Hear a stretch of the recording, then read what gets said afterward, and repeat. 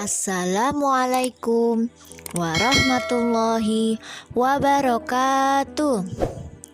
Sobahul khair. Kaifa halukum jami'an? Hai adik-adik, ketemu lagi dengan Kak Eva. Kali ini kakak akan menyampaikan materi tentang sebuah hadis.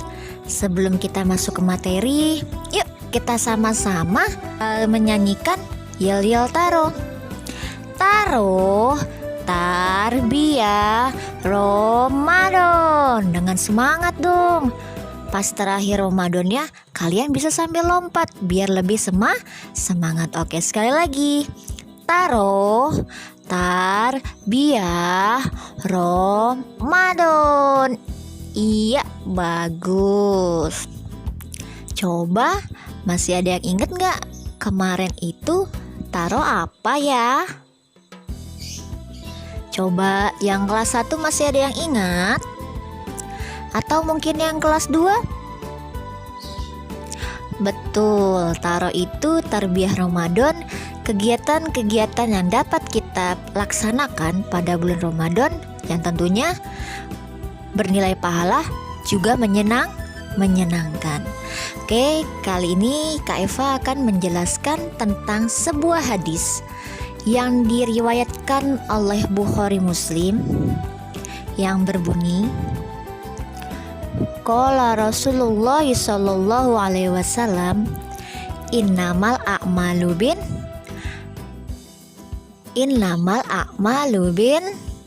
binniyat. Coba ada yang tahu nggak kepanjangannya apa sih? Kalau innamal a'malu binniyat itu banyak yang hafal kan? Hadis yang lengkapnya adalah qala Rasulullah sallallahu alaihi wasallam, innamal a'malu binniyat walikum ri'im manawa. Yang artinya Rasulullah Shallallahu Alaihi Wasallam bersabda, sesungguhnya segala pekerjaan itu tergantung kepada niat, dan sesungguhnya bagi setiap orang itu mendapatkan apa yang ia niatkan. Hadis riwayat Bukhari Muslim. Nah, dari hadis tersebut kita bisa menarik kesimpulan apa ya? Ayo, siapa yang bisa jawab? Iya, betul. Segala sesuatu yang kita kerjakan itu tergantung dari niat kita. Kalau niat kita baik, pasti hasilnya juga akan baik. Tapi kalau niat kita buruk, hasilnya bisa jadi buruk. Menurut ilmu fikih, niat adalah segala sesuatu yang akan dikerjakan dan dilaksanakan. Artinya, apabila niat itu tidak dilaksanakan, maka bukanlah niat, tetapi hanya rencana. Jikalau niat menurut fikih adalah sesuatu yang kita rencanakan dan kita laksanakan. Terus kalau kita nggak pakai niat gimana ya Kak? Coba masih ada yang inget nggak? Kak Doni pernah bilang kalau kita lupa membaca bismillah saat kita melakukan suatu pekerjaan, maka pekerjaan itu tidak akan ada nilainya atau bernilai sia-sia. Terus gimana dong Kak solusinya? Pasti ada dong solusinya. Nah, solusinya kita harus selalu membiasakan sejak dini melakukan hal apapun yang baik dengan menggunakan awalan bismillah. Supaya apa? Supaya mendapatkan pahala. Apalagi di bulan Ramadan seperti ini, semua yang kita lakukan itu mendapatkan pahala. Dari mulai belajar, mengaji, tadarus, sampai membuka buku tema pun itu mendapat pahala. Tapi kalau kecapean, tiba-tiba ketiduran. Itu gimana Kak? Tetap dapat pahala loh. Pahala bagi orang yang berpuasa dan tidak melakukan hal-hal yang tidak baik dan menggunakannya untuk beristirahat, maka hal itu semua bernilai ibadah. Dan ada satu lagi nih yang adik-adik harus ingat. Jika kita berniat, harus berniat yang baik. Coba, ada yang ingat nggak? Kalau di tubuh kita ini ada 2 malaikat loh, yang tugasnya mencatat perbuatan yang baik kita lakukan dan perbuatan buruk yang kita lakukan.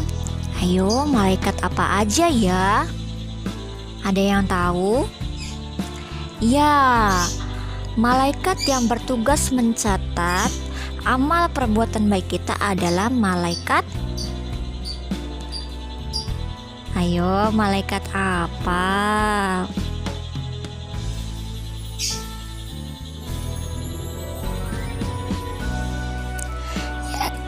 Ya, yang benar adalah malaikat raqib mencatat amal baik dan malaikat atid mencatat amal buruk. Adik-adik, ada satu hal loh yang perlu kalian ketahui. Jika kita berniat melakukan kebaikan, maka meski kebaikan itu belum sempat kita laksanakan, insya Allah niat kita itu sudah dicatat loh sebagai amal kebaikan. Contohnya kalau siapa ya? Kita pakai contoh anak kelas 2 ya. Contohnya ada, ayo siapa ya? Contohnya Eet. Misalnya Eet niat nih dalam hati, kalau aku nanti dapat angpau lebaran, mau aku sedekahin uangnya sebagian dari yang aku dapatkan. Tiba-tiba pas lebaran, uang angpaunya Eet ternyata harus terpakai karena Eet harus membelikan adiknya mainan karena Eet sayang sekali sama adiknya. Nah, kira-kira kalau menurut kalian Eet tetap dapat pahala nggak ya? Eet tetap dapat pahala karena sudah berniat melakukan kebaikan. Tetapi jika memang tidak ditakdirkan untuk melakukan kebaikan itu, setidaknya Eet sudah meniatkan dengan hal yang baik, tapi berbeda dengan niat jahat. Niat jahat tidak akan dicatat oleh malaikat atid sampai kita benar-benar melakukannya. Contohnya kita pakai anak kelas 1. Siapa ya? Oh, gini. Kita pakai contoh misalnya ada Tengku Fazwa pas lebaran ada niat nih, aku nanti mau ke rumah Nakizu, mau main sama dia yang lama, tapi nanti mainannya aku umpetin. Nah, kira-kira itu niat baik atau niat buruk ya? Nah, itu niat buruk. Sampai Tengku melakukan hal tersebut, hal itu belum ditulis sebagai amal buruk. Tetapi setelah Tengku mendengarkan materi di kegiatan taro, Tengku nggak jadi berbuat yang tidak baik terhadap temannya. Nah, oleh karena itu, semua hal yang kita lakukan harus kita niatkan untuk hal-hal yang